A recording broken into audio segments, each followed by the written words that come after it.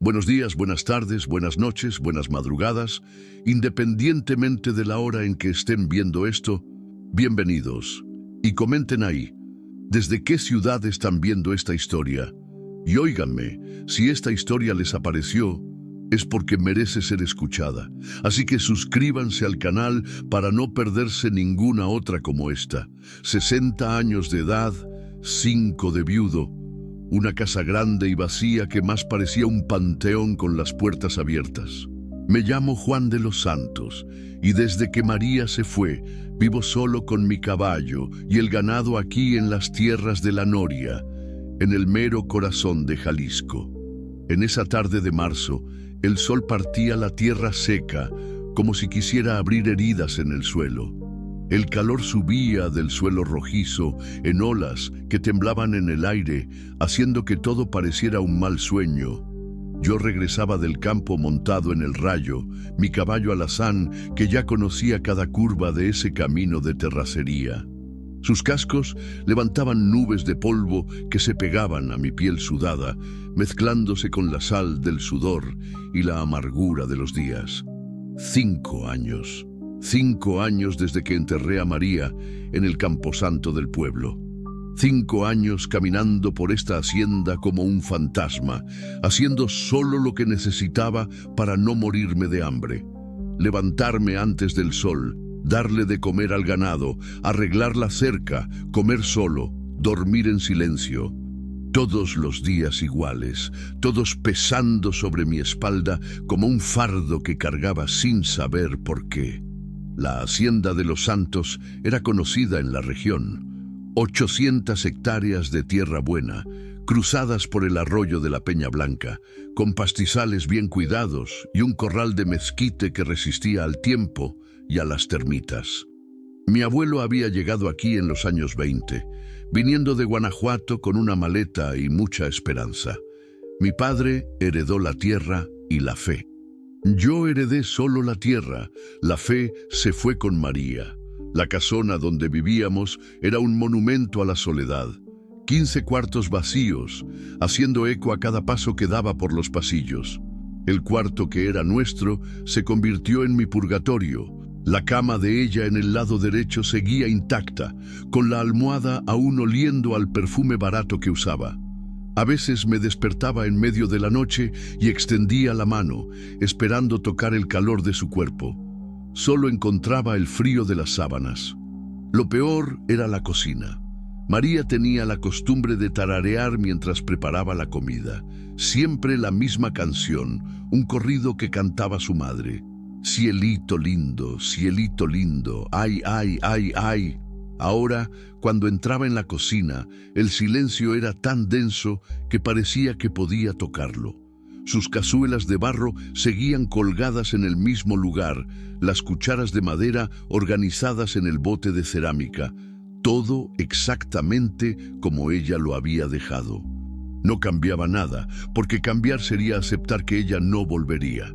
En la sala, la foto de nuestra boda estaba en la mesita de centro, dentro de un marco de plata que le regaló su madrina. Limpiaba el vidrio cada semana, religiosamente, para que no se juntara polvo. En la foto yo tenía 35 años. Era un hombre fuerte y lleno de sueños. María, a los 25, sonreía a la cámara con esos dientes pequeños y perfectos, los ojos brillando de felicidad. Éramos tan jóvenes, tan llenos de planes. Íbamos a tener hijos, criar ganado, construir un imperio en el corazón de Jalisco. La vida tenía otros planes. Los vecinos más cercanos vivían a 15 kilómetros. Gente buena, pero que se fue alejando después de que María murió. Es que me volví un hombre amargado, de pocas palabras y mucho tequila. Cuando alguien venía a visitarme, apenas los miraba a los ojos, respondía con gruñidos. Dejaba claro que quería estar solo, hasta que dejaron de venir. Don Genaro y doña Lupita lo intentaron durante un par de años. Aparecían de vez en cuando con alguna excusa, devolver una herramienta prestada, avisar sobre ganado suelto, traer noticias del pueblo. Pero los recibía mal. Ni siquiera les ofrecía un cafecito. Me impacientaba hasta que se iban. Doña Lupita siempre me preguntaba si no quería cenar en su casa el domingo, si no necesitaba algo, si no quería que le mandara a su hija a limpiar la casa. Siempre decía que no, gracias, estaba bien solo. «Juan, no puedes vivir así», me dijo Doña Lupita la última vez que vino. «María no querría verte de este modo». «María no está aquí para verlo», respondí secamente. «Y vivo como quiero». Se fue llorando, y desde entonces no volvió más. Don Genaro pasó algunas veces más, pero solo saludaba de lejos, sin detenerse. Después dejó de saludar también. Había logrado lo que quería, quedarme solo con mi dolor. El rayo era mi única compañía de verdad. Entendía mi humor sin necesidad de explicación. Cuando estaba más triste, caminaba más despacio. Cuando la rabia me dominaba, aceleraba el paso como si quisiera huir conmigo de todo aquello. Era un caballo inteligente, de ojos grandes y mansos, que María había elegido en una subasta en Lagos de Moreno años atrás. «Ese tiene buen corazón, Juan», me había dicho, pasando la mano por el cuello del animal. «Va a cuidarnos a los dos», y nos cuidó. Después de que ella se fue el rayo quien me sacó de la cama muchas mañanas cuando no le veía sentido a levantarme. Era él quien me obligaba a salir de casa, aunque fuera solo para dar una vuelta por los pastizales, como si supiera que un hombre no puede convertirse en bestia por completo. Hubo una época, unos 2 años después de la muerte de María, en que pensé en vender todo e irme a la ciudad, llegar a Guadalajara, comprar un departamento pequeño, vivir de las rentas. Pero cada vez que me subía al rayo y cabalgaba por la propiedad, viendo el ganado pastando, los árboles de guamúchil cargados, el arroyo corriendo suavemente entre las piedras, cambiaba de idea. Esta tierra estaba en mi sangre. Mi abuelo murió aquí, mi padre murió aquí, María murió aquí. Era aquí donde iba a morir yo también. Ese día venía pensando en María como siempre, pensando en cómo reía cuando encontraba huevos frescos en el gallinero, en cómo tarareaba mientras cocinaba, en cómo me tomaba la mano en el corredor cuando veíamos el sol ponerse detrás de los cerros de los Altos. Pensaba también en lo cobarde que fui en sus últimos meses, cuando el cáncer la fue consumiendo. En lugar de quedarme a su lado, me escondía en el trabajo, como si éste pudiera protegerme del dolor de verla apagarse. El arrepentimiento era una piedra en el pecho que cargaba todos los días. María había muerto prácticamente sola, con una enfermera contratada, mientras yo fingía que tenía que estar en el pasto cuidando a una vaca preñada. Cuando volví a casa esa noche, ella ya se había ido. Ni siquiera pude despedirme. Ni siquiera pude pedirle perdón por ser tan débil. Juan me había llamado en la mañana del último día. «Quédate conmigo hoy. No vayas al pasto. Tengo que ver a la mimosa María. Está por parir en cualquier momento. Por favor, quédate conmigo». Pero me fui de todos modos, porque no soportaba verla consumirse, porque no sabía qué hacer con mi propia impotencia, porque era más fácil cuidar del ganado que cuidar de la mujer que amaba muriendo lentamente frente a mí. La vaca parió bien, sin complicaciones, un becerro macho fuerte y saludable. Cuando volví a casa, ya era noche cerrada. La enfermera estaba llorando en la cocina. «Ella lo llamó todo el tiempo, don Juan», dijo entre sollozos. Hasta el último suspiro, ella lo llamó. Y yo no estaba allí. Estaba cuidando el nacimiento de un becerro mientras mi esposa moría sola, llamándome. Ese era el peso que cargaba. No solo la nostalgia por ella, sino la culpa de haber sido cobarde en el momento en que más me necesitó. El camino serpenteaba entre barrancas rojizas y pastizal reseco. Era finales de marzo, época de las últimas lluvias antes de la sequía. El cielo estaba cargado, pero yo sabía que era puro cuento. Hacía semanas que las nubes se juntaban y no soltaban ni una gota. La tierra reseca pedía agua como un moribundo pide auxilio. El rayo pisaba firme en el camino conocido. evitando los baches más grandes, manteniendo el ritmo constante que sabía que yo prefería. No era un caballo de carreras, pero era un caballo de confianza. En 30 años de asociación nunca me había tirado, nunca me había abandonado, nunca me había decepcionado. Cosa rara entre los hombres, ¿qué se puede esperar de los animales? Iba distraído, perdido en mis pensamientos, cuando sucedió. Un grito. No era grito de animal, conocía todos los sonidos de este monte. No era un jabalí asustado, ni un maullido de gato en celo, ni un mugido de toro bravo, ni un gemido de perro herido. Era un grito humano, un grito de desesperación que me heló la sangre e hizo que el rayo se detuviera de golpe, sacudiendo las orejas. Aquel sonido desgarró el silencio del campo como una puñalada. Venía de algún lugar cercano al puente viejo, donde el arroyo hacía una curva entre los árboles. Mi corazón se aceleró. Hacía años que no oía una voz humana llena de tanto miedo. Era un grito agudo, femenino, cargado de terror puro. El rayo resopló, nervioso, las fosas nasales dilatadas, las orejas levantadas, todo el cuerpo tenso. Él también había notado que algo andaba muy mal. Espoleé suavemente pidiéndole que siguiera, pero cada paso parecía más pesado que el anterior. El viento cambió de dirección y trajo un olor extraño, olor a miedo, a sudor, a algo salvaje que no podía identificar. Por un momento pensé en dar media vuelta. Lo que fuera que estuviera sucediendo allí adelante no era problema mío. Me había aislado del mundo justamente para no tener que lidiar con los problemas de los demás, para no tener que preocuparme por nada más que mi propio dolor. Pero el grito volvió a sonar, más débil, más desesperado, y algo en mi pecho, algo que creía que había muerto con María, me impidió dar la espalda. Tal vez fuera el recuerdo de su voz diciendo que tenía un buen corazón, tal vez fuera solo instinto. Tal vez fuera Dios, dándome una última oportunidad de hacer algo que valiera la pena en la vida. Fue entonces cuando oí el tercer sonido, un rugido profundo, grave, que me heló la espina dorsal por completo. Un rugido de jaguar. Y no estaba lejos, estaba muy cerca de donde había venido el grito.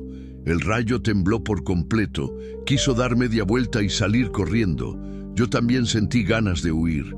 Un jaguar era algo serio, un animal que mataba a un toro adulto de una mordida en el cuello, que trepaba a los árboles como un gato y nadaba mejor que un tejón. Si era un jaguar de verdad, y por el sonido lo era, quienquiera que hubiera gritado estaba en peligro mortal.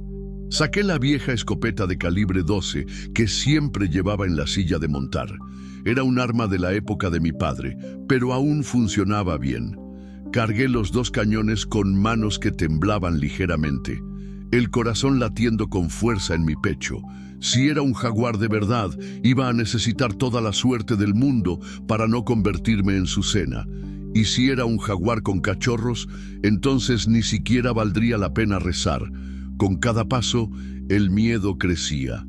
Pero junto con él, algo que no sentía desde hacía 5 años, también crecía. La sensación de que podía marcar la diferencia en la vida de alguien, de que tal vez mi presencia en ese lugar, a esa hora, no era solo una coincidencia, de que tal vez, después de 5 años de ser inútil para todo y para todos, podía ser útil para alguien. El sol empezaba a ocultarse en el horizonte, tiñendo el cielo de rojo sangre. Las sombras se hacían más largas, el monte más oscuro y amenazador. Los pájaros habían dejado de cantar, señal de que había un depredador cerca. Hasta los grillos se callaron. El silencio era pesado, cargado de peligro, y allá adelante, en la curva del camino que conducía al puente viejo, me esperaba mi destino sin que lo supiera, un destino que iba a cambiarlo todo, para siempre. El tercer grito fue más débil, como si la persona estuviera perdiendo las fuerzas. Mi mano sudaba frío en la empuñadura de la escopeta. El rayo avanzaba lentamente, cada músculo tenso, las fosas nasales dilatadas, olfateando el peligro. Yo sentía el mismo olor que él: hierro, tierra mojada y, debajo de todo, el almizcle pesado de un depredador. El puente viejo apareció frente a mí como una cicatriz antigua en el paisaje. Era una construcción de madera que mi padre había hecho en los años 40, cuando aún soñaba con llevar el ganado al otro lado de la propiedad. El tiempo había oscurecido las tablas, la lluvia había podrido algunas vigas, pero aún soportaba el peso de un hombre a caballo. Abajo, el arroyo de la Peña Blanca corría suavemente, haciendo un ruido de agua sobre piedra. Fue en la curva, unos 50 metros antes del puente, donde lo vi. En el barro de la orilla del arroyo, una figura humana, una joven, estaba tendida de lado, inmóvil, con la ropa rasgada y sucia de barro rojo. Su cabello oscuro esparcido en la tierra como una mancha de tinta. Por un segundo terrible, pensé que era demasiado tarde. Y a pocos metros de ella, en la sombra de un gran mezquite, un jaguar negro. ¡Madre santísima! Era el jaguar más grande que había visto en mi vida. Debía pesar unos 80 kilos, con un cuerpo musculoso y elegante, y el pelaje negro brillante incluso en la luz tenue de la tarde. Estaba parado, observando, sus ojos amarillos fijos en la muchacha caída. La cola se balanceaba de un lado a otro, lentamente, como un péndulo marcando el tiempo que quedaba. La fiera aún no me había visto. El viento soplaba en mi dirección, llevando mi olor lejos de ella. Pero eso iba a durar poco. El jaguar tiene un oído fino y un instinto agudo. Pronto sabría que yo estaba allí. Mi corazón latía tan fuerte que creí que lo oiría. Tenía la boca seca. Mis manos temblaban sobre la empuñadura del arma. Hacía más de 20 años que no disparaba un tiro de verdad, y nunca me había enfrentado a un jaguar. Era un animal que mataba a un toro adulto de un mordisco en el cuello. La muchacha se movió. Un gemido bajo salió de su boca, y fue como si hubieran encendido una cerilla cerca de la pólvora. El jaguar se tensó por completo. Bajó su cuerpo, preparándose para atacar. Los músculos de sus patas traseras se contrajeron. Iba a saltar. No pensé. No tuve tiempo de pensar. Levanté la escopeta, apunté alto para no darle a la muchacha y apreté el gatillo. El estruendo rasgó el aire como un trueno. El eco corrió por el monte, asustó a los pájaros e hizo que el rayo se asustara y casi me tirara. La nube de pólvora quemada me llenó las fosas nasales. El jaguar se volvió hacia mí en un solo movimiento, mostrando sus dientes, un gruñido bajo y amenazador saliendo de su pecho. Durante un momento que pareció eterno, nos miramos fijamente. Yo en la silla del caballo nervioso, ella en el suelo, lista para hacerme pedazos. La escopeta todavía humeaba en mi mano. Cargué el segundo cañón lentamente, sin quitarle los ojos de encima. El ruido metálico del cerrojo pareció resonar por todo el monte. El jaguar dio 2 pasos hacia mí, tanteando el terreno. El rayo resopló. Las patas delanteras golpearon el suelo. «¡Lárgate de aquí, bestia!», grité con una voz que no reconocí como mía. «¡Vete!». Se detuvo. Me estudió con esos ojos de brasas. Debió darse cuenta de que no iba a retroceder, que estaba dispuesto a luchar hasta el final. El jaguar es inteligente, sabía que un disparo certero podía acabar con ella. Rugió una vez más, una amenaza final. Luego dio media vuelta y desapareció en el monte con la agilidad de una sombra. En segundos era como si nunca hubiera estado allí. Solo quedó el olor del miedo en el aire y el sonido de mi respiración agitada. Me desmonté del rayo con las piernas temblorosas, lo até a un árbol y corrí hacia la muchacha. Estaba viva, pero apenas. Su respiración era corta e irregular.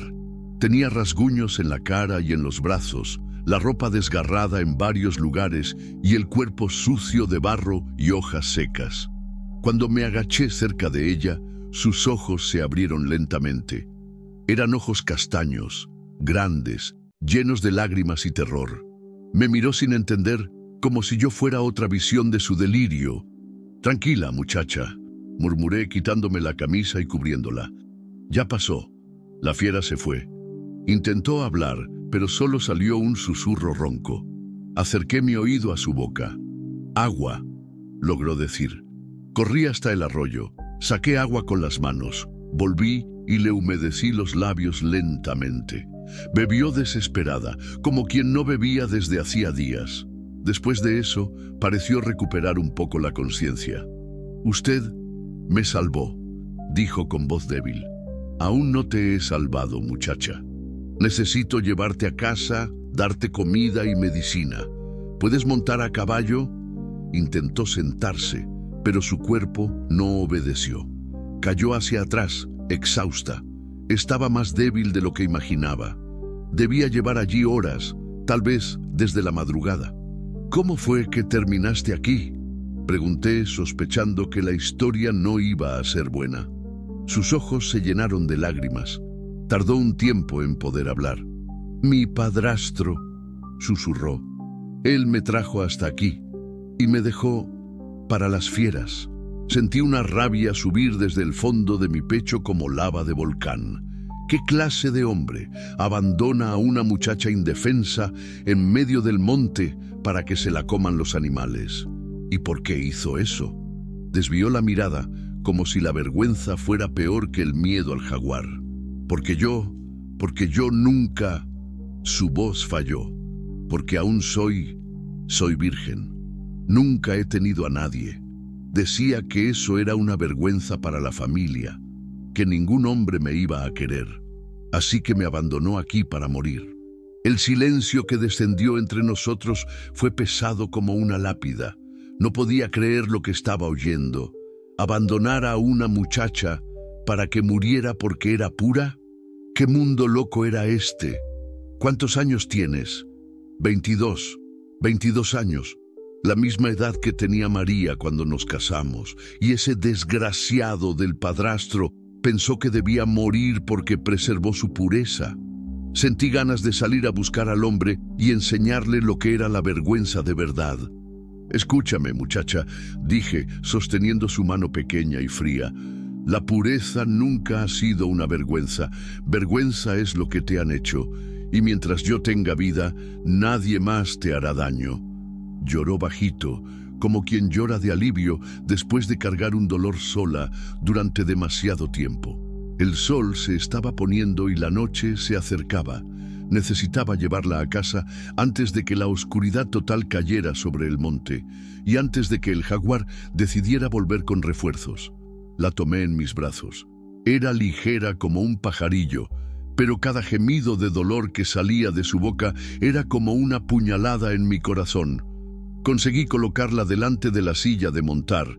La sujeté con fuerza para que no se cayera y partimos hacia la hacienda. Durante el trayecto, se desmayó 2 veces. Me detenía, le mojaba la cara con agua de mi cantimplora, esperaba a que volviera en sí y seguíamos. El rayo, como si entendiera la situación, caminaba con un cuidado redoblado, evitando baches y piedras. Cuando llegamos a la hacienda, la luna ya estaba alta en el cielo.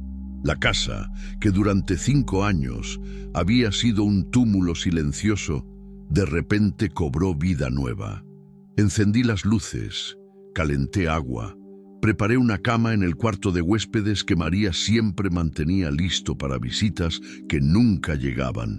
Mientras cuidaba de las heridas de la muchacha, rasguños superficiales pero muchos, me contó su historia completa. Su nombre era Ana. Había perdido a su madre a los 15 años. Su padre se había casado de nuevo con una mujer amargada que nunca la aceptó. Cuando su padre murió 2 años atrás, quedó a la entera merced de su padrastro. Él era un hombre cruel que veía a Ana como una carga. Quería deshacerse de ella, pero no conseguía endosársela a ningún pretendiente porque ella se negaba a entregarse antes del matrimonio. En su mente enferma, Una muchacha de 22 años que aún era virgen debía tener algún problema. Ayer por la mañana me despertó diciéndome que íbamos a dar un paseo, contó Ana mientras yo limpiaba un corte en su brazo. Me subió a la carreta y nos vinimos para acá. Cuando llegamos cerca del puente, me mandó bajar. Me dijo que era una vergüenza y que no iba a seguir manteniendo a una solterona, que las bestias del monte se encargarían de mí. ¿Y se marchó y te dejó ahí? Sí, y hasta se rió cuando le supliqué que me llevara de vuelta. La rabia que sentí en ese momento fue distinta a todo lo que había sentido en mi vida. Era una rabia limpia, justa, que me daba fuerzas en lugar de disminuirme. Si me encontraba con ese hombre, iba a hacer que pagara caro por lo que hizo. Preparé un caldo de gallina, la única manera que sabía demostrar cariño. Ana comió despacio, como quien no comía desde hacía mucho tiempo. Entre cucharada y cucharada, me miraba como si aún no creyera que estaba viva y a salvo. ¿Por qué me salvó?, preguntó de repente. La pregunta me pilló desprevenido.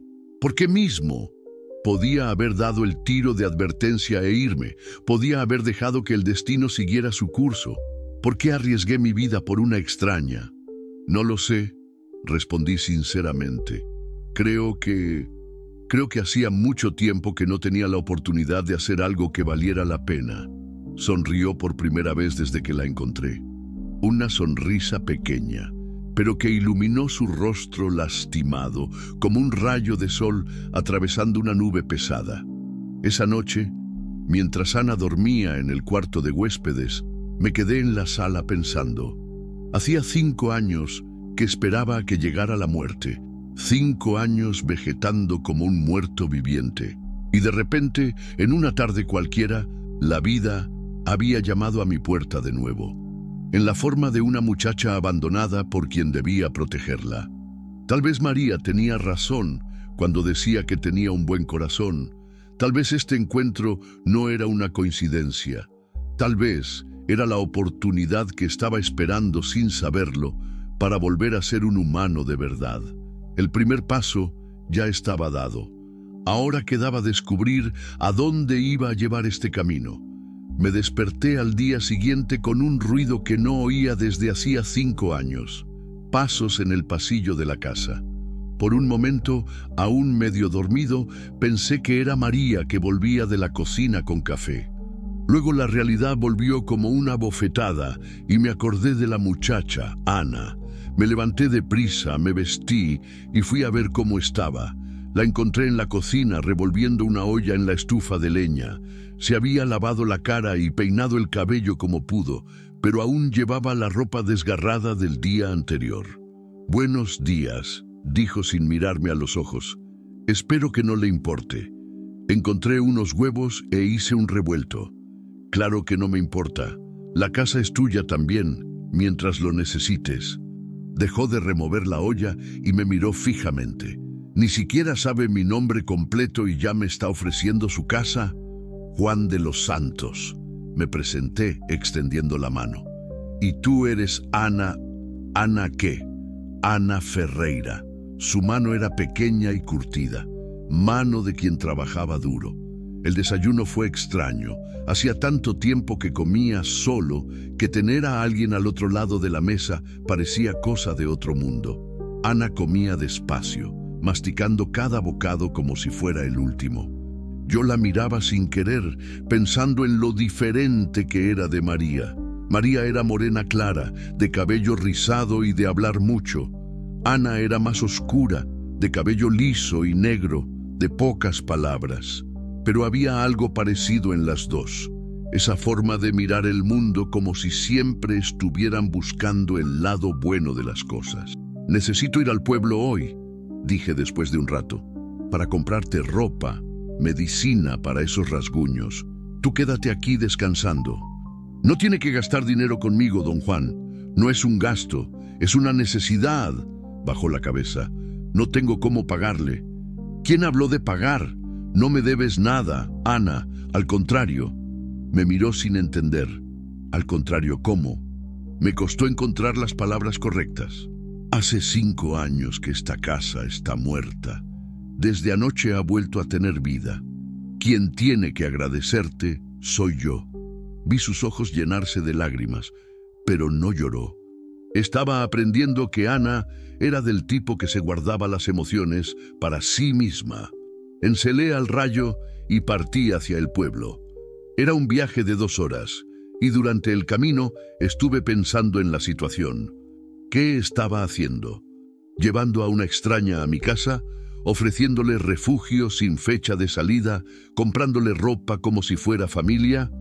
Cualquier persona sensata diría que estaba loco. Pero hacía tanto tiempo que no me sentía útil para algo que no podía parar. Era como si una parte de mí, que había muerto junto con María, hubiera resucitado en el momento en que vi a Ana amenazada por el jaguar.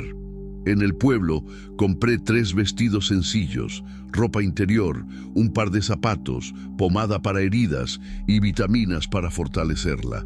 En la farmacia, don Benedicto, que me conocía desde niño, puso cara de asombro. «Oiga, don Juan, ¿y esa historia de comprar ropa de mujer?» «Tengo una huésped en casa», respondí secamente sin dar detalles. «¿Una huésped?» Sus ojos brillaron de curiosidad. «¿Qué tipo de huésped?» «Del tipo que no es asunto suyo, Benedicto». Rió, algo avergonzado. «Perdone, don Juan. Es que desde lo de doña María... Bueno, usted no recibe a nadie en su casa». Era verdad. Después de la muerte de María me había convertido en un ermitaño. No quería visitas, no quería conversaciones, no quería nada que me recordara que el mundo seguía girando sin ella. En el camino de vuelta estuve imaginando cómo reaccionaría Ana a la ropa. A María siempre le hacía ilusión cuando le traía algo del pueblo. ¿Le gustaría a Ana? ¿Habría acertado con la talla? Cuando llegué a casa, encontré a Ana en el patio, dando de comer a las gallinas. Había encontrado un delantal viejo de María en el armario y se lo había puesto por encima de la ropa desgarrada. Verla usar una prenda de mi difunta esposa me dio un vuelco en el pecho, pero no fue algo malo. Era como si María hubiera dejado una parte de ella para cuidar de Ana. «Te traje algunas cosas», dije, entregándole los paquetes. Ana los abrió despacio, como si fuera un regalo de Navidad. Cuando vio los vestidos, su rostro se iluminó de una forma que me recordó por qué vale la pena ver a la gente feliz. «Don Juan, esto es demasiado. Debió costar una fortuna». «Tonterías. Necesitas ropa decente». Sostuvo uno de los vestidos contra su cuerpo. Era azul claro, sencillo, pero bonito. Hace tiempo que no recibo nada nuevo. ¿Desde cuándo? Desde que murió mi madre. 7 años. 7 años.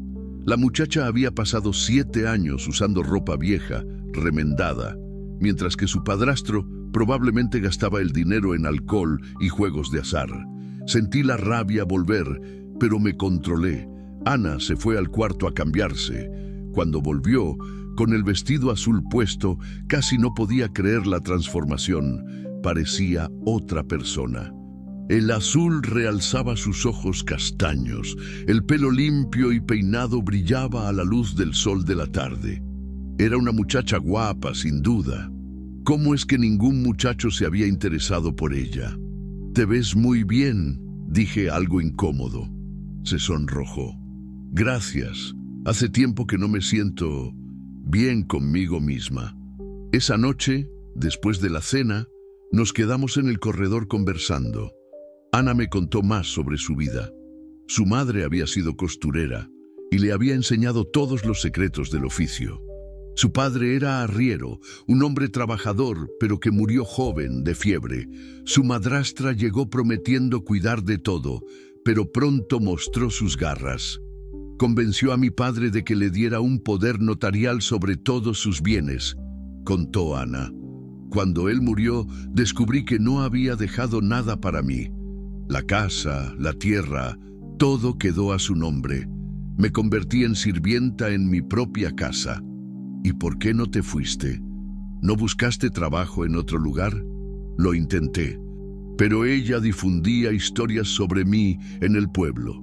Decía que era perezosa, deshonesta, que tenía problemas en la cabeza. Nadie quería darme trabajo. Era una trampa perfecta. Aisló a Ana de todo el mundo, le quitó cualquier posibilidad de independencia y después la culpó por no ser capaz de valerse por sí misma. ¿Y pretendientes? ¿Nunca apareció ningún muchacho interesado? Ana se quedó callada por un momento. Aparecieron algunos, pero cuando descubrían que no iba a entregarme antes del matrimonio, se echaban para atrás. Mi madrastra decía que eso era cosa de mujeres antiguas, que ningún hombre se iba a casar conmigo siendo tan anticuada. Hiciste bien, dije con firmeza. El hombre que valga la pena esperará. Eso pensaba yo, pero a veces dudaba de mí misma. Todos me decían que estaba equivocada. Todos estaban equivocados, Ana. Y lo sabes en el fondo de tu corazón.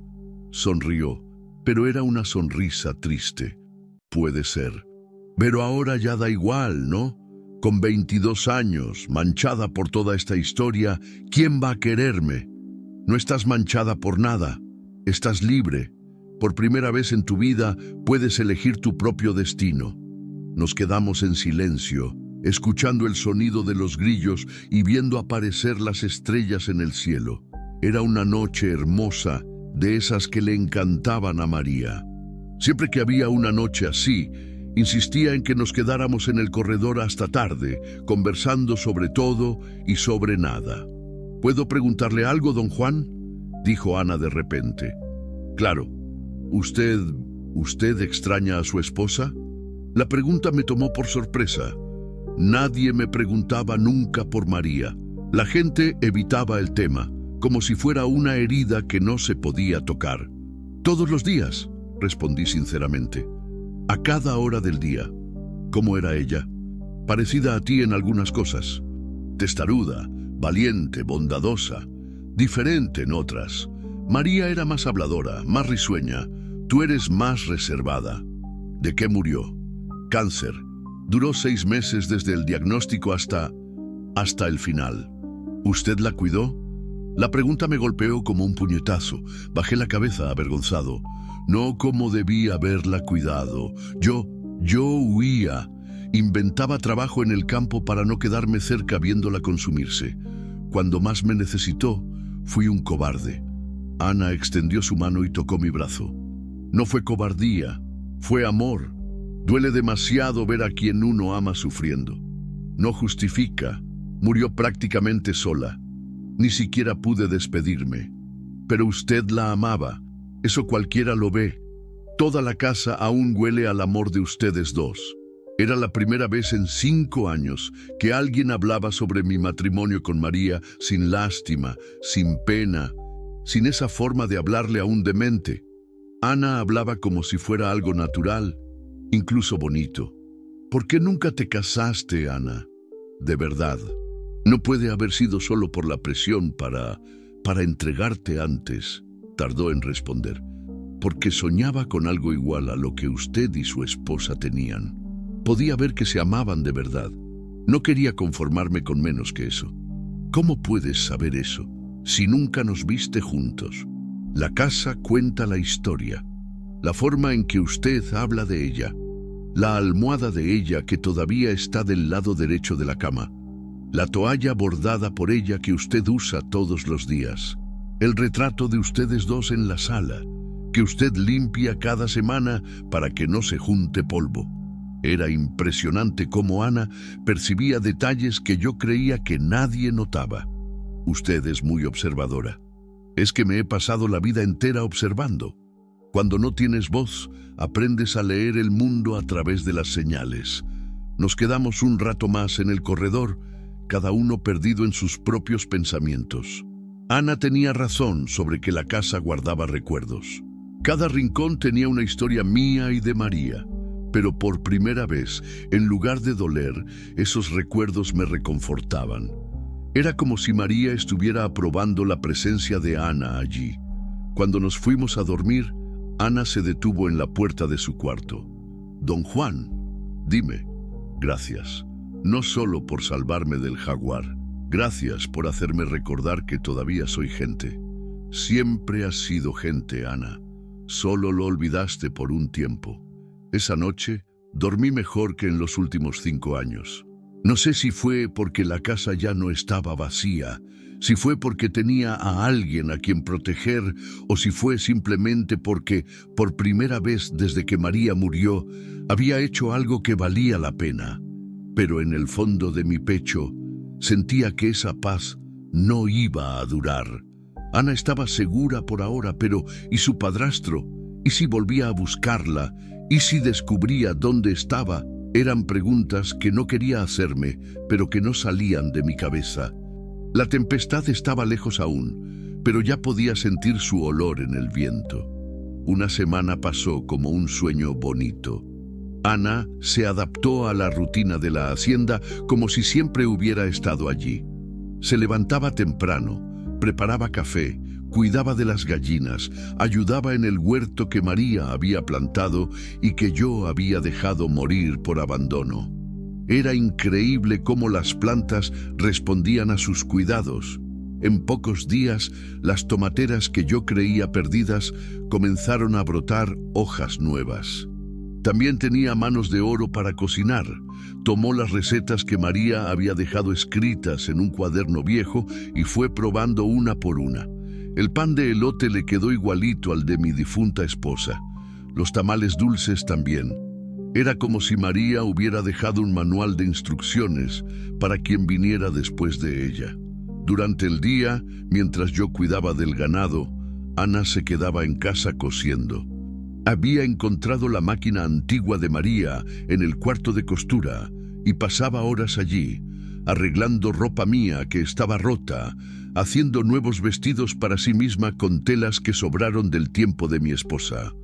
El ruido de la máquina resonaba por la casa como una melodía, llenando el silencio que me acompañaba desde hacía 5 años. Pero lo que más me impresionaba era cómo Ana se había transformado. La muchacha asustada y herida que había traído de la orilla del arroyo había dado lugar a una mujer confiada que sonreía con facilidad y hablaba sin miedo. Era como si estuviera recordando quién era realmente, antes de tantos años de humillación. «Don Juan», me dijo una tarde de jueves, mientras yo arreglaba la cerca del pastizal, «¿puedo preguntarle algo?» «Claro». «¿Por qué usted nunca se volvió a casar? Un hombre como usted, con esta hacienda y esta bondad, debe haber tenido muchas oportunidades. Dejé lo que estaba haciendo». Era una pregunta que yo mismo me hacía a veces, en las noches de insomnio. Nunca encontré a nadie que hiciera que mi corazón latiera diferente. Respondí sinceramente, y después de un tiempo dejé de buscar. Pero usted aún es joven, 50 y 60. 60 años no son viejos. Tiene toda una vida por delante. Reí sin alegría. No me siento joven, Ana. Me siento como un hombre que ya vivió todo lo que tenía que vivir. Eso no es verdad. Se acercó y se quedó cerca de la cerca donde yo trabajaba. Desde que llegué aquí, veo que usted cambia todos los días. Sonríe más, habla más, se cuida mejor a sí mismo. Parece que solo estaba esperando una razón para volver a vivir. Sus palabras me tocaron hondo. Era verdad que me sentía diferente, más ligero, como si un peso que cargaba sobre mis espaldas hubiera disminuido. ¿Y usted, Ana? ¿Qué pretende hacer con su vida? Se quedó callada, mirando hacia el horizonte. No sé, por primera vez en 7 años puedo elegir. Es aterrador y liberador al mismo tiempo. Sabe coser mejor que cualquier modista del pueblo. Podría montar un negocio. ¿Con qué dinero? ¿Y dónde? ¿Quién le va a dar trabajo a una mujer sin familia, sin referencias? Yo le doy. Las palabras salieron de mi boca antes de que pudiera pensarlas. Ana me miró sorprendida. «¿Está hablando en serio?» «Lo estoy. Puede quedarse aquí, montar un taller en la sala que María usaba para coser. Yo financio el material, usted hace el trabajo, dividimos las ganancias». «Don Juan, eso es Eso es demasiado generoso. No es generosidad, es un negocio. Usted tiene talento, yo tengo espacio y dinero parado. Tiene sentido para todos. Vi sus ojos brillar. Por primera vez desde que la conocí, Ana estaba vislumbrando un futuro que dependía solo de ella misma. ¿Puedo pensarlo? Claro, no hay prisa. Esa noche, Ana estuvo inquieta. Se oía que caminaba por su cuarto hasta tarde, probablemente imaginando cómo sería tener un negocio propio, ser independiente, no deberle favores a nadie. Yo también estuve despierto, pero por otro motivo. Tenía una inquietud extraña en el pecho, una sensación de que algo malo se estaba acercando. Era un instinto que había desarrollado a lo largo de los años, el mismo que me avisaba cuando iba a llover, cuando el ganado estaba enfermo, cuando había un depredador rondando la propiedad. Y el viernes por la mañana mi instinto se confirmó. Yo estaba en el pastizal, contando el ganado, cuando oí el ruido de un motor acercándose. Un vehículo subiendo por el camino de terracería que conducía a la hacienda. No era el correo. Ellos solo venían los martes.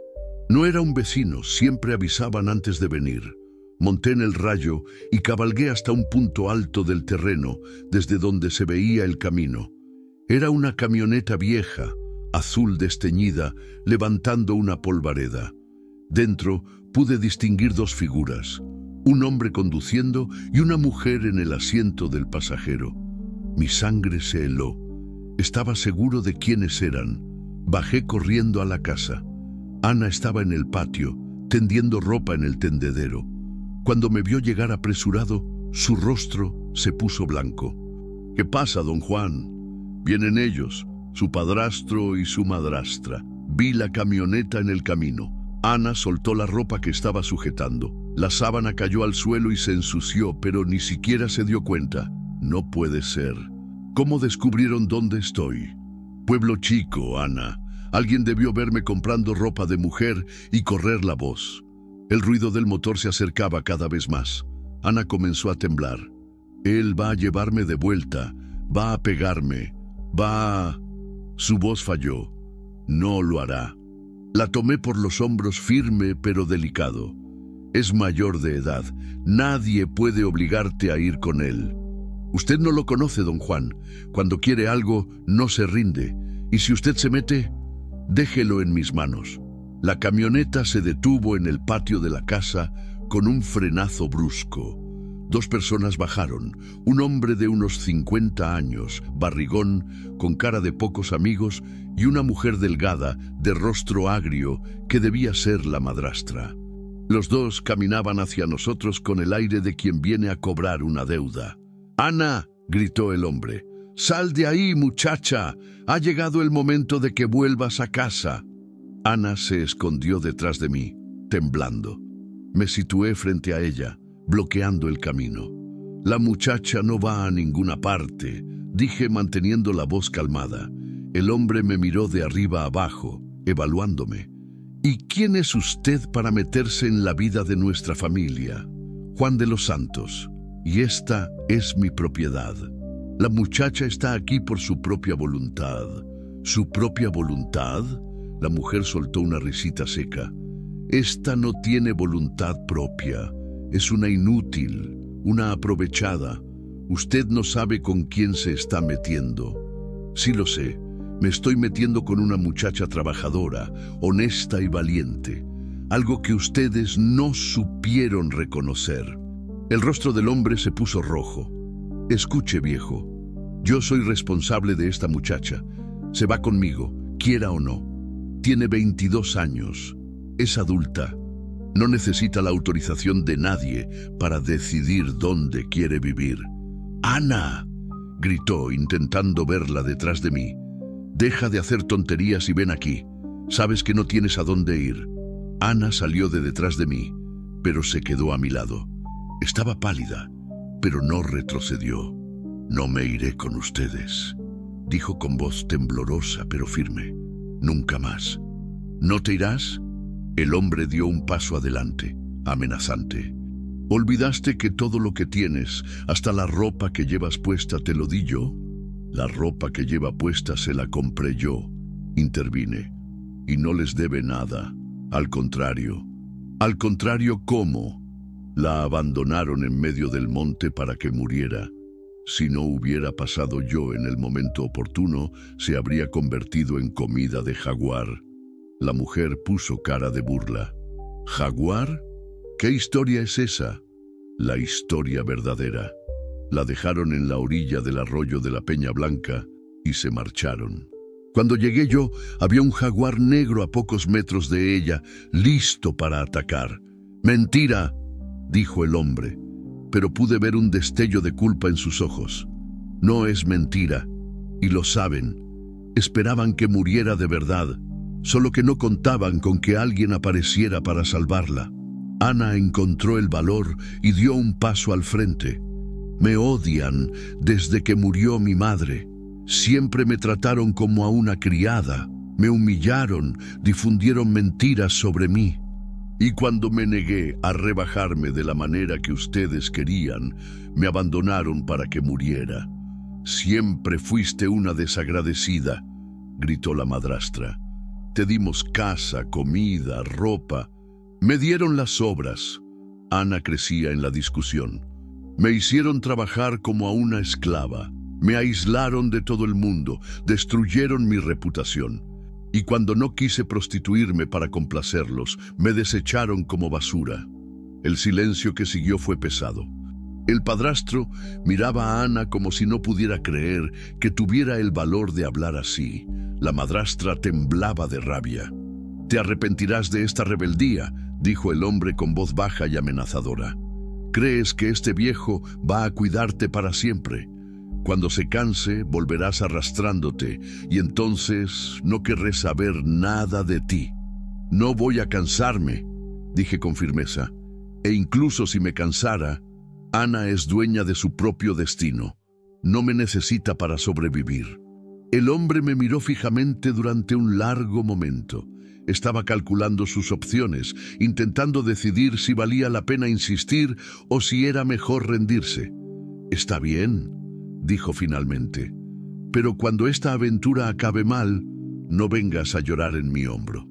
«No lo necesitaré», respondió Ana con la voz firme ahora. Regresaron a la camioneta. Antes de subir, la madrastra gritó: «Siempre has sido una desgraciada.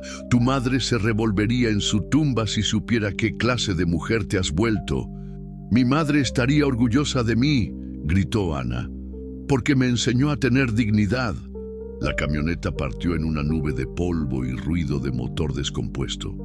Nos quedamos parados en el patio, viéndolos alejarse hasta desaparecer en la curva del camino.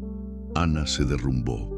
Comenzó a llorar, pero no era un llanto de tristeza.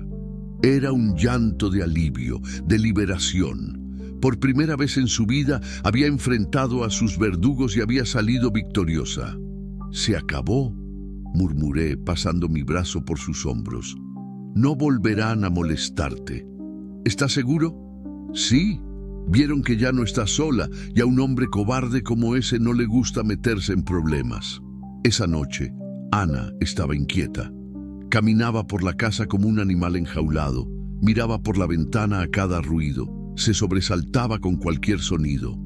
«Pueden volver», dijo mientras cenábamos.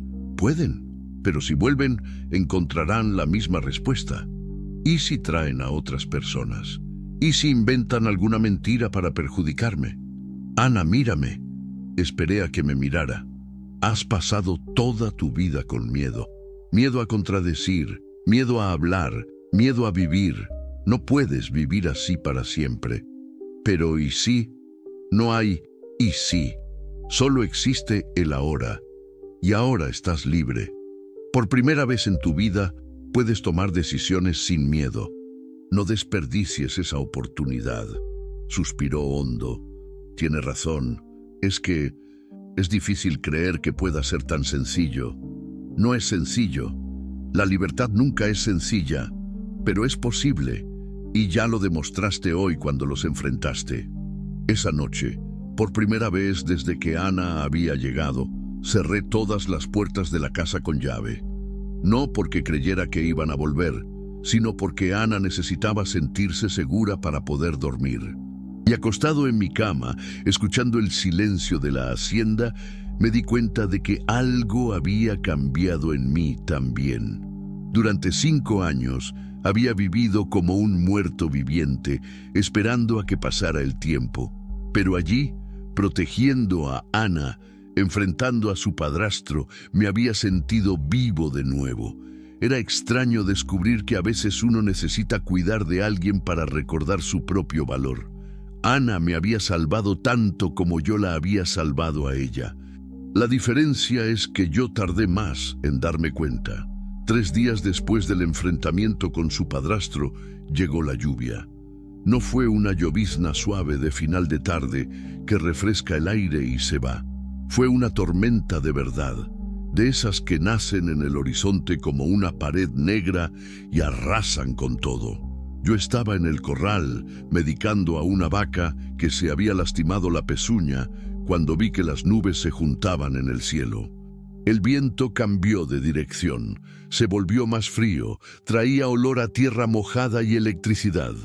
Los animales también lo sintieron. El ganado se agrupó bajo los árboles, las gallinas corrieron al gallinero, incluso el rayo se puso inquieto en la caballeriza. ¡Ana!, grité corriendo hacia la casa. «Ven a ayudarme a cerrar las ventanas». Salió del cuarto de costura donde trabajaba en una falda nueva.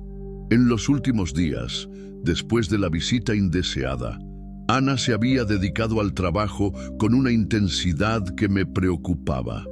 Era como si quisiera demostrarse a sí misma que era capaz de mantenerse, que no dependía de nadie. «Va a ser una tormenta fuerte», dije mientras cerrábamos las ventanas de la sala. «De esas que tiran árboles y se llevan tejados». «Hace tiempo que no veo una lluvia de verdad», dijo Ana, mirando por la rendija de la ventana. Allá en el pueblo, cuando llovía así, teníamos miedo de que se cayera el jacal. El jacal era donde vivíamos después de que murió mi padre. Un cuarto solo, en el fondo del patio de mi madrastra. Goteras, paredes agrietadas, todo húmedo. Cuando llovía fuerte, pasaba la noche despierta con miedo, una revelación más sobre el infierno que Ana había vivido. Cada día descubría nuevos detalles de la crueldad de esa gente. ¿Cómo había logrado mantener la bondad en su corazón después de tanta maldad? El primer rayo cortó el cielo como una espada de fuego. El trueno vino justo después, haciendo temblar toda la casa. Ana se encogió, acercándose instintivamente a mí. «Tranquila», dije, poniendo mi mano en su hombro. «La casa es sólida. Mi padre la construyó para que durara 100 años. No es la casa lo que me da miedo», susurró ella. «Es que las tormentas me recuerdan cosas malas». «¿Qué clase de cosas?», dudó, como si no quisiera revivir el recuerdo. «La noche en que murió mi madre. Estaba lloviendo así. Yo tenía 15 años. Llevaba 3 días con fiebre alta, delirando. Mi madrastra dijo que no había dinero para el médico, que solo era una gripa fuerte. Le supliqué que llamara a alguien, pero no quiso. Ana dejó de hablar. Sus ojos se llenaron de lágrimas, pero las contuvo. Y luego, cuando empezó la tormenta, mi madre empeoró. Empezó a convulsionar. Yo salí corriendo bajo la lluvia, descalza, tocando a las puertas de los vecinos, pidiendo ayuda. Cuando finalmente conseguí traer a alguien, ya era tarde. El segundo rayo fue más fuerte que el primero. La luz blanca invadió la sala por un segundo, y con el trueno que siguió, Ana tembló por completo. Desde entonces, cada vez que llueve así, pienso si no pude haberla salvado, si hubiera sido más valiente, más insistente. «Ana, mírame». Tomé su rostro entre mis manos. «Tenías 15 años. Eras una niña. No podías hacer más de lo que hiciste. Pero yo era todo lo que ella tenía. Si hubiera, hiciste lo que pudiste». Y ella lo sabía. La lluvia comenzó despacio, gotas gruesas que golpeaban el tejado como piedrazos. Luego se convirtió en un diluvio, una cortina de agua que oscureció el mundo de afuera y transformó el ruido en un rugido constante. Encendí el quinqué y lo puse sobre la mesa de la sala. La luz tenue danzaba en las paredes, creando sombras que se movían como fantasmas. Ana estaba sentada en el sofá, encogida, mirando por la rendija de la ventana, como si esperara ver acercarse algo terrible. «¿Quieres que prepare un café de olla?», pregunté. «Sí, por favor». Fui a la cocina, pero dejé la puerta abierta para vigilarla. Ana no estaba bien. La tormenta había removido algo profundo, alguna herida que yo desconocía. Cuando volví con el café, no se había movido del sitio. Seguía mirando hacia afuera, con los brazos cruzados sobre el pecho, como si quisiera protegerse de algo. «Aquí tienes». Le puse la taza en la mano. «Te calentará». «Don Juan, dime, si me pasara algo, si tuviera que irme por algún motivo, ¿me promete que no volverá a vivir como antes?». La pregunta me tomó por sorpresa. «¿Por qué dices eso? Solo prométamelo». «Ana, no tendrás que irte, y no te pasará nada». «Pero, ¿y si pasa? Usted estaba muerto en vida cuando llegué. No quiero ser culpable de que vuelva a estar así». «No eres culpable de nada. Tú me salvaste, Ana. Me hiciste recordar que todavía estoy vivo». Un rayo más fuerte iluminó el cielo, seguido de un trueno que sacudió las ventanas. Esta vez, Ana no solo tembló, se levantó de un salto tirando la taza de café al suelo. «No puedo quedarme aquí», dijo, de repente agitada. «Tengo que salir». «Ana, está lloviendo a cántaros afuera, te vas a ahogar».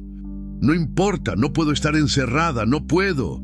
Corrió hacia la puerta principal, pero llegué antes y le bloqueé el paso. «Tranquila, respira hondo, mírame». «No puedo estar atrapada». Estaba jadeando, sudando frío. Cuando me encierro en un lugar pequeño, me acuerdo... ¿De qué te acuerdas? «Del sótano». La palabra salió como un grito de dolor. Ana se desplomó en el suelo, llorando a moco tendido. Me arrodillé a su lado, sin saber qué hacer. «¿Qué sótano, Ana?» «El sótano donde me encerraban cuando hacía algo mal, o cuando llegaban visitas y no querían que nadie me viera». Mi sangre se heló. «¿Te encerraban en un sótano?» «Horas, a veces todo el día. Estaba oscuro, lleno de ratas, con olor a moho. Me quedaba allí, escuchando la lluvia golpear el techo, pensando que iba a morir sola en la oscuridad. La rabia que subió a mi pecho fue diferente a todo lo que había sentido. Era una rabia fría, asesina. Si su padrastro hubiera estado allí frente a mí en ese momento, no respondería por mis actos. ¿Cuántas veces? Muchas. Cada vez que los contradecía. Cada vez que preguntaba por la herencia de mi madre. Cada vez que algún muchacho mostraba interés por mí. «Ana», no pude terminar la frase. No había palabras para tanta crueldad.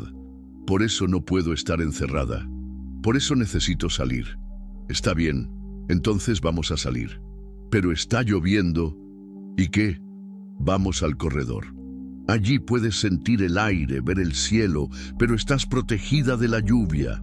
Tomé una cobija, la puse sobre sus hombros y llevé a Ana al corredor de enfrente. El viento traía salpicaduras de lluvia, pero estábamos protegidos por el techo. Allí consiguió respirar mejor.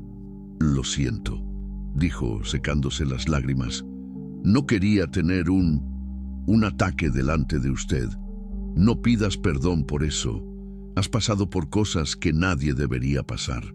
A veces me despierto en medio de la noche creyendo que todavía estoy allí, en el sótano, en la oscuridad. Pero no estás. Estás aquí, conmigo, a salvo. Lo sé, en la cabeza lo sé, pero al corazón le cuesta más creerlo. Nos quedamos en el corredor viendo la tormenta. La lluvia azotaba la tierra con una furia impresionante. El arroyo que pasaba cerca de la casa se había convertido en un río fangoso. Los rayos se sucedían sin parar, iluminando la noche como si fuera de día. «Don Juan, dime, ¿Por qué es tan bueno conmigo? Porque te lo mereces. Mi madrastra siempre decía que no merecía nada bueno, que era un castigo que Dios había mandado a la familia. Tu madrastra era una mujer enferma del alma.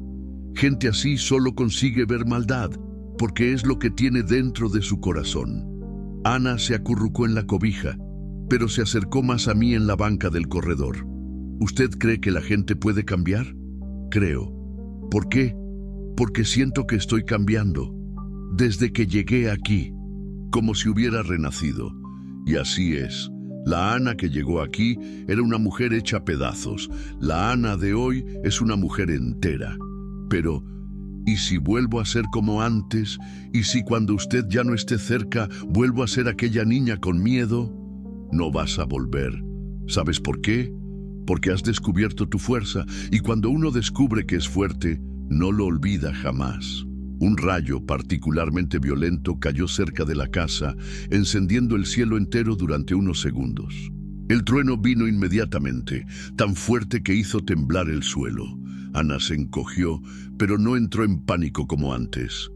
«Ya está pasando», murmuré. «La tormenta se está yendo». Y era verdad. Los rayos estaban más espaciados, la lluvia disminuyendo de intensidad. La peor parte había pasado. Don Juan, dime, sobre aquella propuesta del taller de costura, ¿qué pasa con eso? Acepto, quiero intentarlo. ¿Estás segura? Sí. Necesito demostrarme a mí misma que puedo mantenerme, que puedo construir una vida con mis propias manos. Entonces vamos a empezar mañana. Después de que pase la lluvia, iremos al pueblo a comprar material. Y si no funciona, funcionará. Tienes talento y determinación. Es todo lo que necesitas. La tormenta continuó toda la noche, pero más débil. Ana no quiso ir a dormir. Se quedó en el corredor conmigo hasta el amanecer, conversando, compartiendo recuerdos, exorcizando fantasmas. Fue una de las noches más importantes de mi vida, porque fue cuando entendí que salvar a Ana no había sido solo un acto de bondad, había sido una necesidad de mi alma. Cuando salió el sol, iluminando un mundo lavado por la lluvia, Ana estaba durmiendo en mi hombro, pequeña, frágil, pero ya no rota. Por primera vez en 5 años tenía a alguien a quien proteger. Y por primera vez en mucho más tiempo, tenía una razón para despertarme cada día. La tormenta había pasado. Por fuera y por dentro de nosotros dos. La mañana siguiente amaneció limpia como rara vez veía. La lluvia había lavado el mundo. El verde del pasto parecía más vivo. El rojo de la tierra brillaba bajo el sol. Incluso el aire olía diferente, más puro. Como si la tormenta se hubiera llevado no solo el polvo, sino también todas las cosas malas que estaban pesando sobre la hacienda. Ana se despertó sobre mi hombro con el primer rayo de sol tocando su rostro. Por un momento estuvo confusa, sin entender dónde estaba. Luego la memoria de la noche volvió y se enderezó, algo avergonzada. «Lo siento, don Juan, no quería haberlo molestado toda la noche». «No me molestaste nada». Y era verdad. Tener a Ana allí, confiando en mí, durmiendo tranquila en mi hombro, me había dado una paz que no sentía hacía años. «¿Dormiste bien?» «Sí. Por primera vez en una noche de tormenta, dormí bien». Se levantó, estiró el cuerpo, miró hacia el patio mojado donde los charcos reflejaban el cielo azul. «El mundo se ve más bonito después de la lluvia, ¿verdad?» «Sí, como si hubiera renacido». Ana me miró diferente. «Eso es lo que siento yo también, como si hubiera renacido». Preparé café mientras Ana se bañaba y se cambiaba. Cuando volvió a la cocina, llevaba puesto el vestido verde que yo le había comprado, el cabello recogido en una coleta, los ojos brillando de una forma que no veía desde que la conociera. «¿Lista para ir al pueblo?», pregunté. «Más que lista, ansiosa». El viaje hasta el pueblo fue diferente a los otros. Ana iba montada a la grupa del Rayo, conversando todo el tiempo, haciendo planes para el taller. Quería comprar telas variadas, hilos de muchos colores, botones, cintas, todo lo que necesitaba para empezar el negocio. Por primera vez desde que la conocí, hablaba sobre el futuro sin miedo. «Voy a hacer vestidos de domingo para las mujeres de la región», decía animada, «y ropa para los niños también. Sé bordar, sé hacer ganchillo, mi madre me enseñó todo». «¿Y los precios? ¿Ya has pensado en cómo vas a cobrar?» «Aún no. Me da miedo pedir mucho caro y que nadie quiera. Pero tampoco puedo trabajar gratis. Cobra lo justo, un buen trabajo tiene que estar bien pagado». En la tienda de telas, Ana se transformó. Era como verla en su elemento. Tocaba los tejidos, probaba la calidad, calculaba el metraje en su cabeza. La dueña de la tienda, doña Aparecida, quedó impresionada con sus conocimientos. «Ay, niña, entiendes más de telas que muchas modistas tituladas», dijo. «¿Dónde aprendiste?» «Con mi madre. Era la mejor costurera de Cristalina».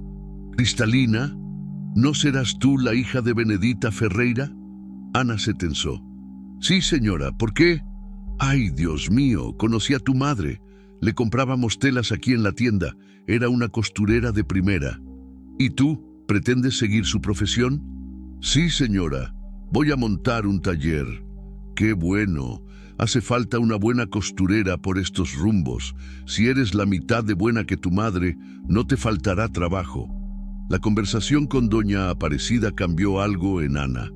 Por primera vez estaba siendo reconocida por su talento, no juzgada por su pasado. Estaba siendo vista como la hija de una mujer respetada, no como la mantenida que su padrastro decía que era. Salimos de la tienda con un cargamento de material. Telas de algodón, satén, lana, hilos de todos los colores, agujas, alfileres, cinta métrica, patrones de papel. Ana estaba radiante. «Don Juan, esto debe haber costado una fortuna». «Es una inversión. Me lo pagarás con intereses cuando el negocio despegue». «Lo haré y me encargaré de pagárselo rapidito». De camino a casa, nos detuvimos en la casa de don Genaro, uno de los vecinos más cercanos. Su esposa, doña Lupita, estaba en el patio cuidando a las gallinas cuando llegamos. «Juan», gritó viniendo hacia nosotros, «hace tiempo que no te dejas ver por aquí». «Hola, Lupita. Vine a presentarte a Ana. Se va a quedar a vivir en mi casa por un tiempo». Doña Lupita miró a Ana de arriba abajo, curiosa. «Mucho gusto, muchacha. ¿Eres pariente de Juan?» «No, señora. Él me acogió cuando necesité ayuda». «Qué bueno. Una casa grande como esa no puede estar vacía». Se volvió hacia mí. «Juan, necesito hablar contigo. Tu vaca, la mimosa, está en mi pastizal otra vez. Tercera vez este mes». Era verdad. Desde que Ana había llegado, andaba algo descuidado con el ganado. Demasiado centrado en sus problemas, me olvidaba de los míos. «Lo siento, Lupita. Iré a buscarla ahora mismo». «No hace falta. Déjala allí unos días más. Pero arregla esa cerca pronto, Juan. El ganado suelto da problemas». «Ana sabe coser», dije cambiando de tema. «Va a montar un taller en mi casa. Si necesitas alguna prenda». Los ojos de doña Lupita brillaron. «¿De veras? ¡Qué maravilla! Hace años que necesito una buena costurera. La que había en el pueblo se mudó a Guadalajara». «¿Qué clase de ropa necesitaría?», preguntó Ana tímida. «¡Ay, muchacha, de todo!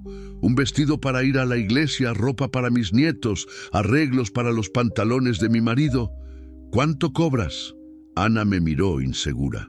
Todavía no he fijado los precios. Está empezando ahora», expliqué. «Pero su trabajo es de primera calidad. Su madre era conocida en la región». «Entonces está hecho. La semana que viene me paso por allí para platicar». De regreso a la hacienda, Ana apenas podía contener la emoción. «Mi primera clienta. Ni siquiera he empezado y ya tengo trabajo asegurado». y tendrás mucho más. Las buenas noticias corren rápido por estos lares. Pasamos el resto del día organizando el cuarto de costura. Era una habitación que María usaba para bordar, pero que había estado abandonada durante 5 años. Limpiamos el polvo, colocamos las telas en estanterías, organizamos los hilos por color. Ana encontró algunos patrones antiguos de María y se puso a estudiarlos con atención. Su esposa hacía trabajos muy bonitos, comentó mirando un bordado inacabado. Sí, decía que el trabajo manual calma el corazón. Es verdad, cuando estoy cosiendo, me olvido de todo. Es como si el mundo de afuera no existiera. Al final de la tarde, Ana ya estaba trabajando en su primer encargo, un vestido sencillo para ella misma, hecho con una tela verde claro que resaltaba sus ojos castaños. Yo la observaba desde lejos, impresionado por la habilidad de sus manos. Era un talento natural, igual que María decía de sí misma. Ana, dime, don Juan, ¿eres feliz? Dejó de coser y me miró. Más feliz de lo que jamás creí que sería posible. Entonces está valiendo la pena. ¿Que si está valiendo la pena? Don Juan, estos últimos días han sido los mejores de mi vida. Por primera vez me despierto sabiendo que el día puede traer cosas buenas. Por la noche cenamos en el corredor, viendo aparecer las estrellas en el cielo limpio. Ana estaba callada, pero era un silencio diferente al de los primeros días. No era silencio de miedo, era silencio de satisfacción. ¿En qué estás pensando?, pregunté. En lo rápido que cambia la vida. Hace 2 semanas creía que iba a morir en la orilla de aquel arroyo. Hoy estoy aquí, con casa, comida, trabajo, dignidad. Parece un sueño. No es un sueño. Es una realidad que has conquistado con valentía. ¿Valentía?, rió suavemente. Yo que pensaba que era una cobarde. Una cobarde no se enfrenta a un jaguar negro. Una cobarde no se pelea con un padrastro abusivo. Una cobarde no acepta el desafío de empezar de cero. Solo pude hacer todo eso porque usted estaba a mi lado. Yo te apoyé, pero el valor era tuyo. Siempre lo fue. Ana se quedó en silencio un momento, jugando con el borde del vestido que estaba cosiendo.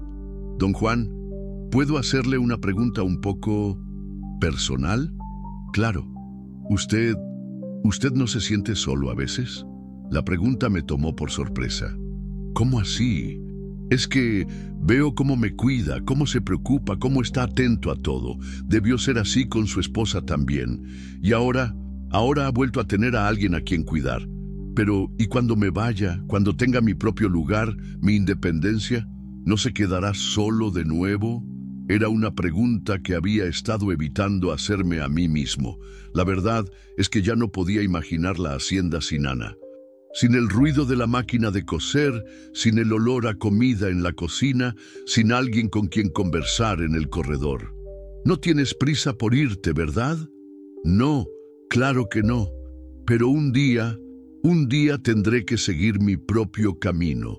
Cuando llegue ese día, hablaremos de ello. Pero no se enfadó cuando le pregunté. ¿Por qué iba a enfadarme? Porque tal vez debería darme más vergüenza y no estar planeando quedarme aquí para siempre. Ana, mírame. Esperé a que me mirara. Esta casa es demasiado grande para un hombre solo. Siempre lo fue. Incluso cuando María estaba viva tenía espacio de sobra. Si quieres quedarte aquí para el resto de tu vida, seré feliz. Si quieres irte mañana, lo entenderé. Lo importante es que estés bien. Y si quiero quedarme, pero no como una huésped, y si quiero contribuir de verdad, dividir los gastos, ser parte de la familia, mi corazón latió más fuerte. ¿Qué clase de familia? Ana se sonrojó y bajó la mirada. No lo sé. Solo sé que nunca me he sentido tan en casa en ningún lugar, y que usted me hace sentir segura, me hace sentir importante. Eres importante, Ana. Más de lo que imaginas. ¿Importante cómo? Era una pregunta peligrosa, porque la respuesta verdadera estaba cambiando cada día que pasaba. Al principio, Ana era una muchacha en peligro a la que había salvado. Luego se convirtió en una huésped a la que ayudaba. Ahora se estaba convirtiendo en algo que no tenía el valor de nombrar. Importante como alguien que ha devuelto la vida a esta casa.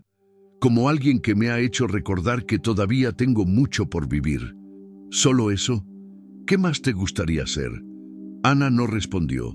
Se quedó callada, cosiendo, pero podía ver que su cabeza estaba trabajando, igual que la mía. Esa noche, acostado en la cama, me pregunté por primera vez desde que María murió si era posible amar a otra persona, si era posible volver a empezar, si un hombre de 60 años, marcado por la pérdida, todavía tenía derecho a soñar con compañía para el resto de su vida. Y por primera vez, la respuesta no fue un no automático. Era un tal vez pequeño, asustado, pero lleno de esperanza. Afuera, los grillos cantaban en la noche estrellada y en el cuarto de al lado, Ana dormía tranquila. Por primera vez en 5 años, el silencio de la hacienda no pesaba sobre mí. Me reconfortaba. Como si me dijera que no todo en la vida tiene que doler, que a veces, cuando menos lo espera uno, la felicidad llama a la puerta de nuevo. 3 semanas después de la tormenta, Ana ya tenía 5 encargos en marcha. La noticia de que había una buena costurera en la hacienda de los Santos se corrió rápido por la región. Todos los días aparecía alguien en la puerta queriendo encargar una prenda o arreglar otra. Era increíble ver su transformación. La muchacha tímida que había traído de la orilla del arroyo se había convertido en una profesional segura, que negociaba precios, marcaba plazos y conversaba con las clientas como si hubiera nacido para ello. El taller se convertía en un bullicio de voces femeninas todas las tardes. Mujeres que venían a probarse ropa y terminaban quedándose a charlar, a tomar café y a compartir los chismes de la región. Me gustaba el movimiento. Después de 5 años de silencio total, tener voces en la casa me hacía bien. Pero confieso que a veces sentía un poco de celos cuando Ana se pasaba horas conversando con las clientas y apenas le quedaba tiempo para hablar conmigo. Aquel jueves de junio, estaba en el corredor arreglando una silla de montar cuando oí el ruido de un carruaje que se acercaba. Era don Benedicto, el boticario, con su esposa, doña Rosa. Venían de Planaltina y siempre se detenían aquí cuando el camino estaba malo. «Buenas tardes, Juan», saludó don Benedicto bajándose del carruaje. «¿Puedo darles agua a los animales?» «Claro, siéntase como en su casa». Doña Rosa también bajó, un poco torpe. Era una señora de unos 70 años, siempre bien arreglada, pero aquel día parecía algo decaída. «Doña Rosa, ¿no se encuentra bien?», pregunté. «Es que llevo unos días sufriendo unos dolores en el pecho. Falta de aire también. Benedicto me lleva al médico del pueblo». Ana apareció en la puerta de la casa, atraída por las voces. Cuando vio a doña Rosa, corrió hacia ella. «¿Se siente mal, señora?» «Un poco, mi hija, pero debe ser solo cansancio». Ana le tocó la frente. «Está sudando frío, y su color no es bueno». Era verdad. Doña Rosa estaba pálida, con un color ceniciento que no era normal. «Venga para adentro», dijo Ana tomando a la señora del brazo.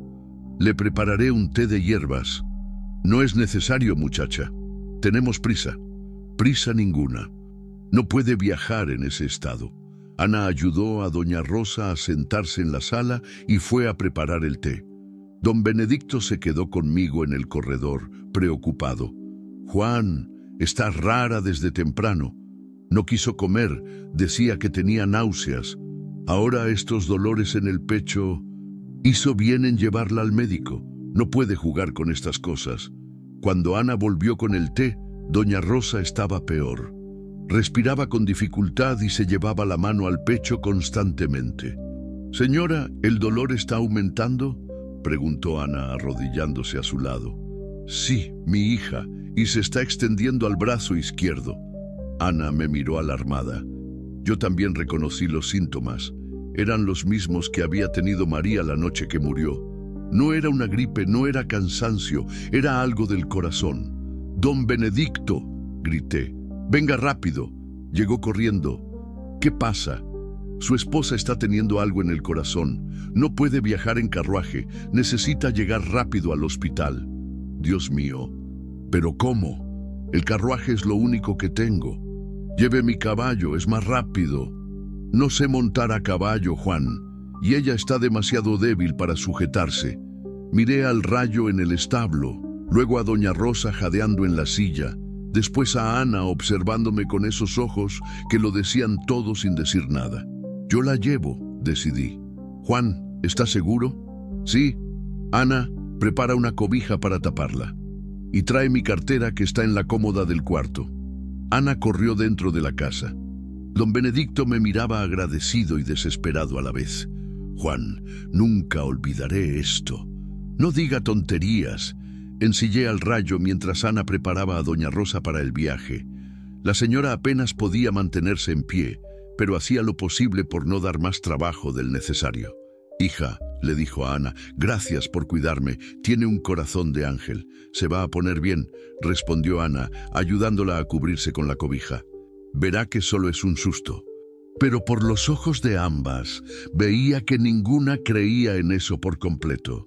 Monté en el Rayo con doña Rosa delante, bien sujeta en mis brazos. Ana se quedó en el corredor saludando, pero pude ver la preocupación en su rostro. No era solo preocupación por doña Rosa, era preocupación por mí también. El viaje hasta el pueblo fue tenso. Doña Rosa gemía suavemente, su respiración cada vez más difícil. Apuré al Rayo todo lo que pude sin lastimarla, pero era una carrera contra el tiempo. Si era un ataque cardíaco, cada minuto contaba. «Aguante, doña Rosa», murmuraba de vez en cuando. «Ya estamos llegando». «Juan», susurró a mitad de camino, «dígame, si yo no lo logro, cuide de Benedicto por mí. No sabe hacer nada solo. Usted va a cuidarlo personalmente, no diga tonterías». En el hospital hubo mucho movimiento. Médico, enfermera, camilla, oxígeno. Se llevaron a doña Rosa a una sala y me quedé esperando con don Benedicto, que llegó media hora después en carruaje. «¿Cómo está?», preguntó jadeando. «No lo sé aún. Se la llevaron a examinar. Esperamos 2 horas. 2 horas largas como 2 días, caminando de un lado a otro, bebiendo café amargo, mirando el reloj cada 5 minutos. Finalmente apareció el médico, el doctor Carvalho, un hombre joven que conocía de cuando María estuvo enferma. «¿Cómo está, doctor?», preguntamos don Benedicto y yo al mismo tiempo. «Ha tenido un infarto. Pequeño, pero infarto. Si hubieran tardado 1 hora más, tal vez hubiera sido demasiado tarde». Don Benedicto casi se desplomó. Lo sujeté por el brazo. «¿Pero se pondrá bien?», pregunté. «Sí, tendrá que estar ingresada unos días, tomar medicación, cambiar algunos hábitos. Pero con cuidado se recuperará por completo». Era como si un peso de 1000 kilos se quitara de mis hombros. Doña Rosa estaría bien. Había llegado a tiempo. «¿Puedo verla?», pidió don Benedicto. «Sí, pero rapidito. Necesita descansar». Mientras don Benedicto entraba en la habitación, me quedé en el pasillo pensando. Si Ana no hubiera notado la gravedad de la situación, si no hubiera insistido en que doña Rosa se sentara y descansara, si no hubiera decidido llevarla en el caballo, la historia podría haber sido muy diferente. Ana, de repente sentí una extraña nostalgia por ella, un deseo de verla, de contarle que todo había salido bien, de agradecerle por la sensibilidad que tal vez había salvado una vida. Volví a la hacienda ya entrada la noche, cansado pero aliviado. Ana me esperaba en el corredor y cuando me vio llegar, corrió al patio. «¿Cómo está?», preguntó antes incluso de que desmontara. «Se pondrá bien. Fue un infarto pero pequeño. El médico dice que llegamos a tiempo. Ana cerró los ojos aliviada. Gracias a Dios. Cuando la vi, me dio mucho miedo. Fuiste tú quien notó la gravedad. Si no hubieras insistido en que descansara, se habría ido y... bueno, tal vez no habría llegado viva al pueblo. Solo hice lo que cualquiera habría hecho. No, Ana. Hiciste lo que una persona especial hace. Le salvaste la vida. Esa noche, durante la cena, Ana estaba callada, pensativa.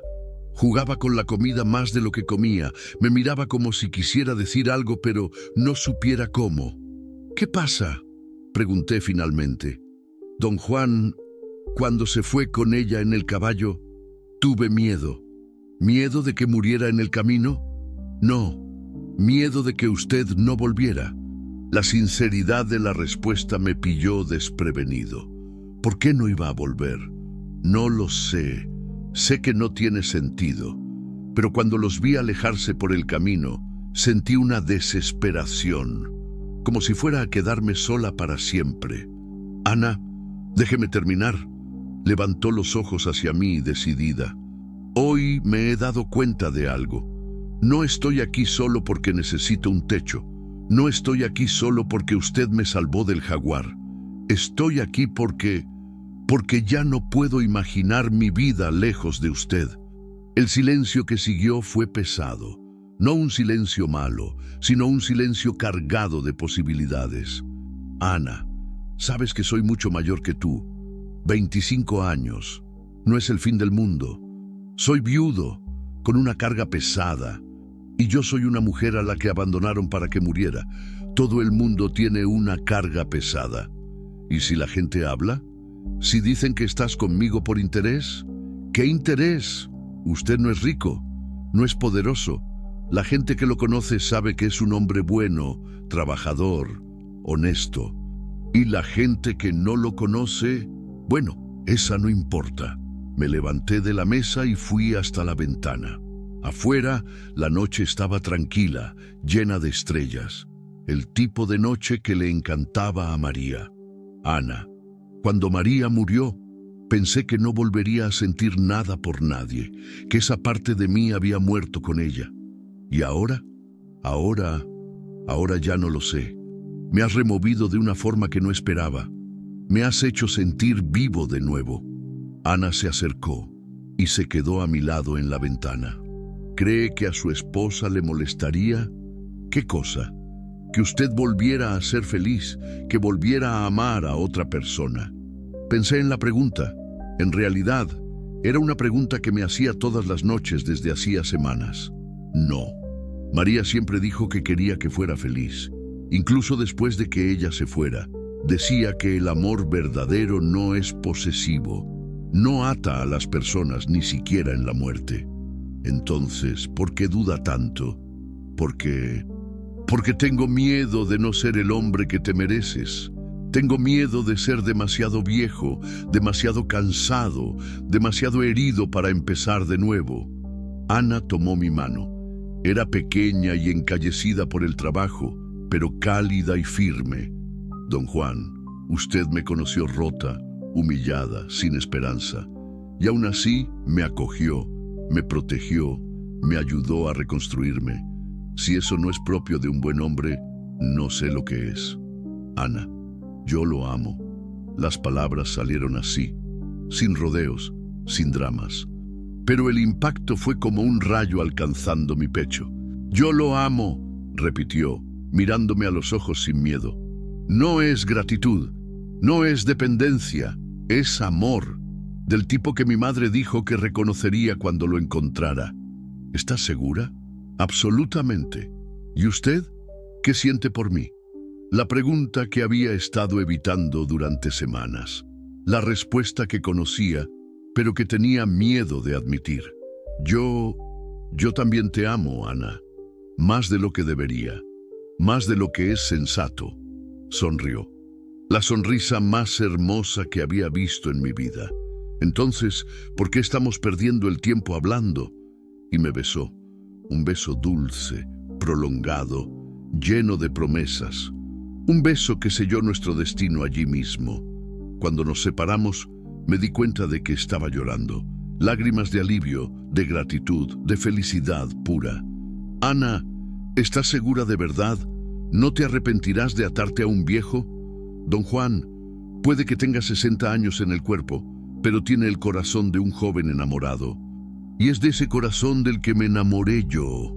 Esa noche nos quedamos en el corredor hasta tarde, hablando del futuro, de cómo sería nuestra boda, de los hijos que tal vez no tendríamos, pero que podríamos adoptar, del taller de Ana que crecería y tal vez se convertiría en la modista más famosa de la región, de la hacienda que volvería a ser un hogar de verdad. Cuando nos fuimos a dormir, Ana se detuvo en la puerta de su cuarto. «Don Juan, dime, gracias por haberme encontrado en aquel camino. Gracias a ti por haberme salvado de mí mismo, y por primera vez en 5 años me dormí con el corazón en paz, sabiendo que al día siguiente tendría a alguien para despertar junto a mí, alguien con quien compartir café, conversación, silencio, vida».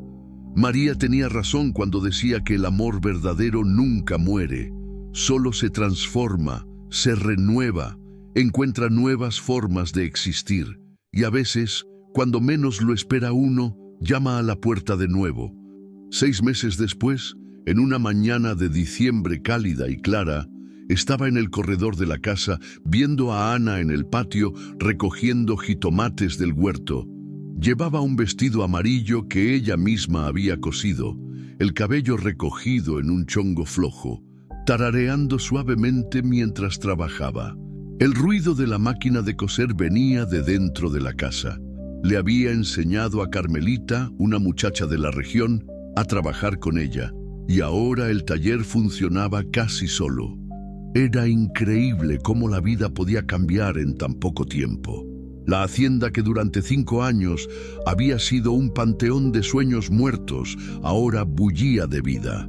Las gallinas picoteaban sueltas por el patio, el huerto producía más verdura de la que podíamos comer y la casa siempre tenía gente, clientas del taller, vecinos que venían a visitar, niños de los alrededores que aparecían para jugar en el patio. Ana y yo nos habíamos casado en una ceremonia sencilla en el registro civil del pueblo, solo con 2 testigos, don Benedicto y doña Rosa, que se había recuperado completamente del infarto y se encargaba de contarle a todo el mundo que debía su vida a nuestra iniciativa. La fiesta fue aquí mismo en la hacienda, con una carne asada en el patio, el acordeón de don Chente y mucha gente buena. No hubo luna de miel en un lugar exótico. Nuestra luna de miel fue aquí mismo, cuidando la tierra, trabajando juntos, descubriendo los pequeños rituales del matrimonio. Ana se levantaba antes que yo para preparar el café. Yo le llevaba el café a la cama todos los domingos. Ella cosía mientras yo leía el periódico viejo. Yo la ayudaba a elegir telas para los vestidos más complicados. Era una felicidad diferente a la que había tenido con María. Con María fue una pasión de jóvenes, un amor ardiente que quemaba fuerte. Con Ana era un amor maduro, sereno, que calentaba sin quemar. Ambos amores eran verdaderos, cada uno a su manera, cada uno en su tiempo. «¡Juan!», gritó Ana desde el patio. «Ven a ver esto». Me levanté de la mecedora que me había comprado. Decía que un hombre de 60 años necesitaba una silla cómoda para descansar. Y fui a ver qué quería. «¿Qué pasa?» «Mira», apuntó a una de las gallinas. La Benedita puso un huevo doble, 2 en un mismo cascarón. Reí ante su entusiasmo. Ana se emocionaba con las cosas más sencillas de la vida en el campo. Un huevo doble, una tomatera que daba jitomates gordos, un becerro que nacía sin necesidad de ayuda. Todo era motivo de celebración. «Es buena señal», dije. «Un huevo doble trae suerte». «Entonces ya tenemos demasiada suerte. No sé dónde vamos a guardarla». Era verdad. En los últimos meses todo salía bien. El taller crecía cada mes. El ganado estaba gordo y sano. La cosecha de maíz había sido la mejor en años. Era como si nuestra felicidad contagiara hasta la tierra. Ana guardó el huevo con cuidado en la cesta y se acercó a mí. Incluso después de 6 meses de casados, mi corazón todavía se aceleraba cuando se acercaba así, con ese aire cariñoso de quien disfruta estar cerca. Juan, necesito contarte algo. Dime, esta mañana, cuando fui al pueblo a comprar hilo, me encontré con una mujer en la plaza. Una mujer joven, con un niño pequeño en brazos. Estaba llorando, pidiendo ayuda. ¿Qué clase de ayuda? Su marido murió en un accidente laboral el mes pasado.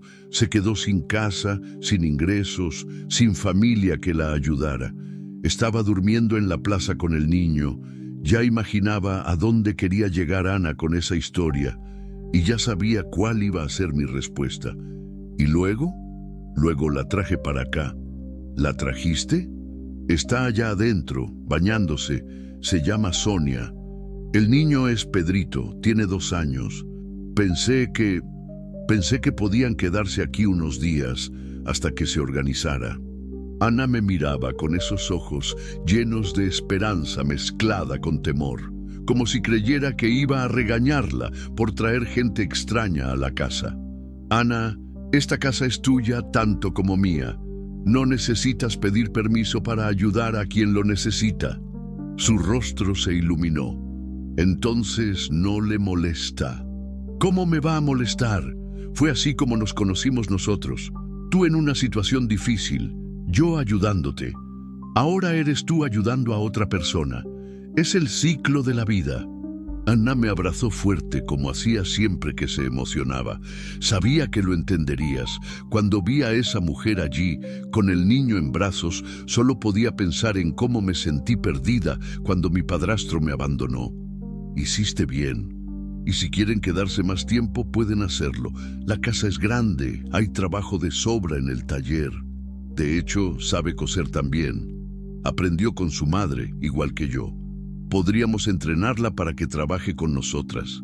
Entonces está decidido. Pasamos el resto de la mañana organizando el cuarto de huéspedes para Sonia y su hijo. Era el mismo cuarto donde Ana se había quedado los primeros días y que desde entonces había recibido a gente necesitada que aparecía por aquí. Se había convertido en una tradición en la región. Quien no tenía a dónde ir, iba a la hacienda de los Santos. Ana nunca dejaba a nadie sin ayuda. A la hora de la comida, conocí bien a Sonia. Era una muchacha de unos 25 años, demasiado delgada, con cara de quien no dormía bien hacía mucho tiempo. El niño era muy simpático, muy curioso, tocando todo. Pronto se encariñó con Ana, que tenía un don especial con los niños. «Doña Ana me contó que me dejarán quedarme aquí unos días», dijo Sonia tímida. «Se lo agradezco mucho. Prometo que no daré problemas». «No prometa eso», respondí. «Todo el mundo da problemas. Es parte de la vida en familia». Familia. Así es como funciona aquí. Quien entra en esta casa se convierte en familia. Vi sus ojos llenarse de lágrimas. Hace mucho que no escuchaba esa palabra, pues la escuchará mucho de ahora en adelante. Por la tarde, mientras Ana le enseñaba a Sonia a usar la máquina de coser, yo me quedé en el corredor jugando con Pedrito. El niño era listo, hablaba bien para su edad y tenía unos ojos vivos que me recordaban a mí mismo cuando era niño. «¡Don Juan!», gritaba, corriendo tras las gallinas. «¡Vuelan!». «Vuelan, sí, pero poco. Son demasiado pesadas para volar alto». «¿Por qué son pesadas?». «Porque comen mucho maíz. Yo también como mucho maíz. Me pondré pesado». Reí ante su lógica. «Te pondrás fuerte». Es diferente. Me quedé pensando en lo bien que se sentía tener un niño en la casa de nuevo. María y yo nunca tuvimos hijos. Ella había perdido 3 embarazos y después de eso los médicos dijeron que era mejor no intentarlo más. Fue una de las tristezas de nuestra vida, pero nos conformamos. Ahora, viendo a Pedrito correr por el patio, sentía que tal vez la vida me estaba dando una segunda oportunidad de ser padre, aunque solo fuera prestado. «Ana, Llamé cuando salió del cuarto de costura. Dímelo, ¿y si se quedaran para siempre? Sonia y el niño, ¿cómo dices? Como familia. Adoptamos al niño, ayudamos a Sonia a rehacer su vida y nos quedamos todos juntos aquí en la hacienda. Ana dejó lo que estaba haciendo y me miró. ¿Habla en serio? Sí. La casa es demasiado grande para nosotros dos. Y ese niño necesita un padre. Juan, sabes que eso cambia todo, ¿verdad? Se convierte en una responsabilidad para el resto de nuestras vidas. Lo sé, y quiero esa responsabilidad. Ana se acercó a mí y se sentó en el brazo de la mecedora. ¿Por qué es así? ¿Cómo así? Así...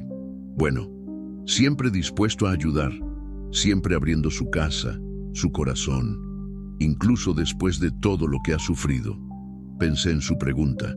Era una pregunta que me hacía a mí mismo a veces. Creo que el sufrimiento puede hacer dos cosas con uno.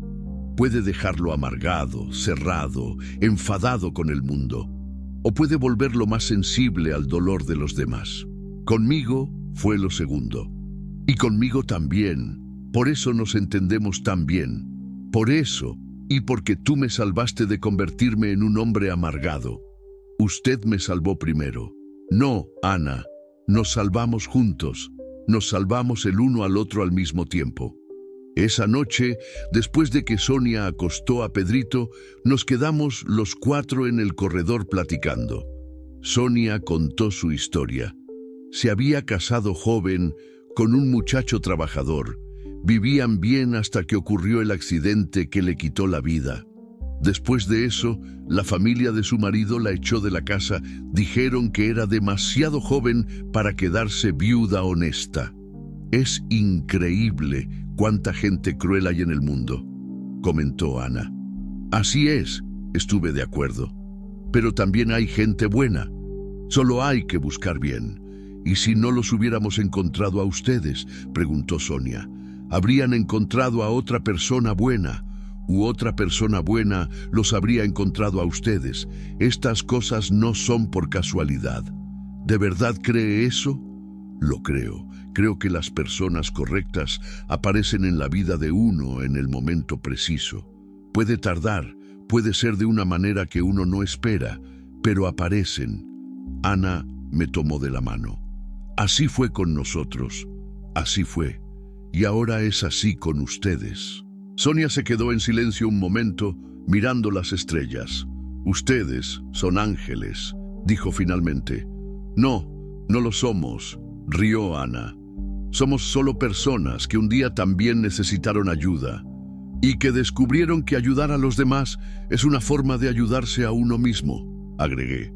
2 semanas después, Sonia ya estaba integrada al taller. Era una costurera hábil, tenía ideas nuevas y a las clientas les agradaba. Pedrito se convirtió en el terror de la hacienda.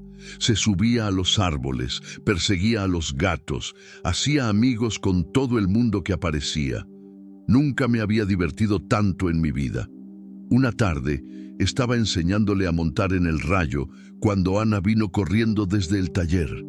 Juan, ven a ver esto. ¿Qué pasa ahora? ¿Otro huevo doble?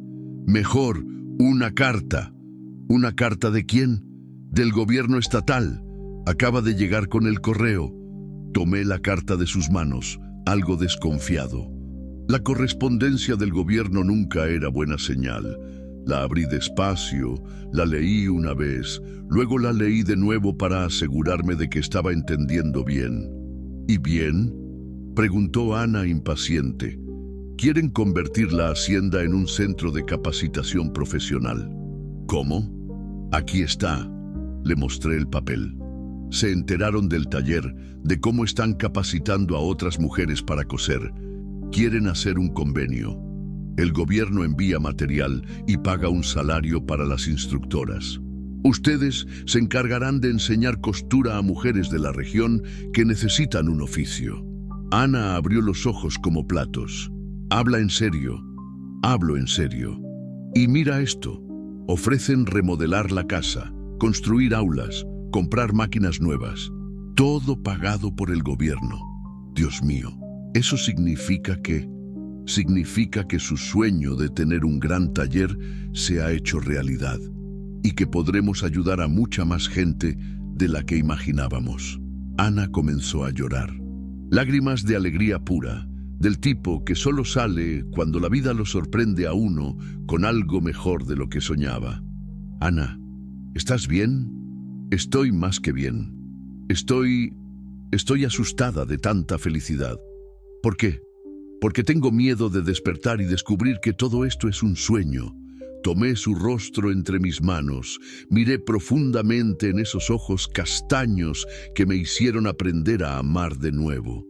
No es un sueño, Ana, es la vida, nuestra vida, y merece ser así de buena. ¿De verdad? De verdad. Hemos pasado por demasiados problemas para no merecer la felicidad. Esa noche, acostados en la cama, hablamos del proyecto hasta tarde. Ana estaba emocionada, haciendo planes, imaginando a cuántas mujeres se podía ayudar. Yo estaba emocionado viéndola emocionada. Juan, gracias. ¿Por qué? Por haberme encontrado en aquel camino, por haberme salvado del jaguar, por haberme acogido cuando no tenía nada, por haber creído en mí cuando yo no creía en mí misma. Ana, déjame terminar. Gracias por haberme enseñado que el amor puede volver incluso cuando uno cree que se ha acabado. Gracias por mostrarme que vale la pena ser buena, incluso cuando el mundo es cruel. Gracias por haberme dado una familia de verdad. Me sentí conmovido. Después de 60 años vividos, todavía era capaz de emocionarme con la sencillez del amor verdadero. Yo soy el que tiene que agradecerte a ti, por haberme sacado de la oscuridad, por haberme enseñado que nunca es tarde para volver a empezar, por haber traído vida a esta casa muerta. Nos salvamos juntos. Sí, nos salvamos juntos. Afuera, los grillos cantaban en la noche estrellada. Pedrito dormía en el cuarto de al lado, con su respiración suave y tranquila.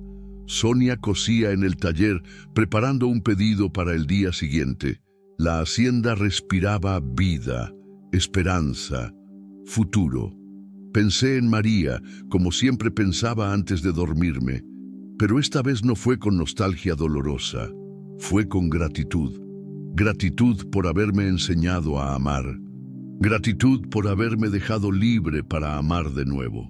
Gratitud por estar en paz con mi nueva felicidad.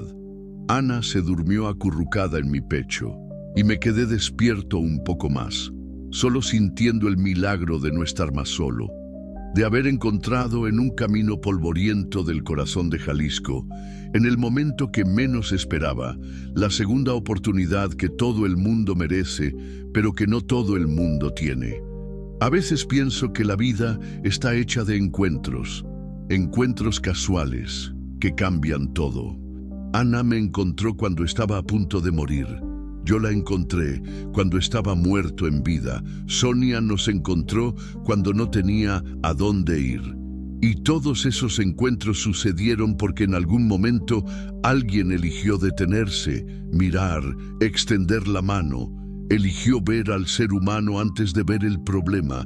Eligió el amor en lugar del miedo. Eso es lo que marca la diferencia en el mundo. No son los grandes gestos, las grandes palabras, las grandes hazañas. Es la elección simple de ser humano con otro ser humano, de compartir lo que se tiene, de ofrecer un refugio cuando llueve, de creer que todo el mundo merece una segunda oportunidad. Ana tenía razón cuando dijo que nos salvamos juntos, porque así es como funciona. Nadie se salva solo. Nos salvamos en conjunto, uno cuidando al otro, uno jalando al otro hacia arriba cuando lo necesita. Y cuando aprendemos eso, cuando entendemos que nuestra felicidad está ligada a la felicidad de los demás, entonces sí la vida tiene sentido.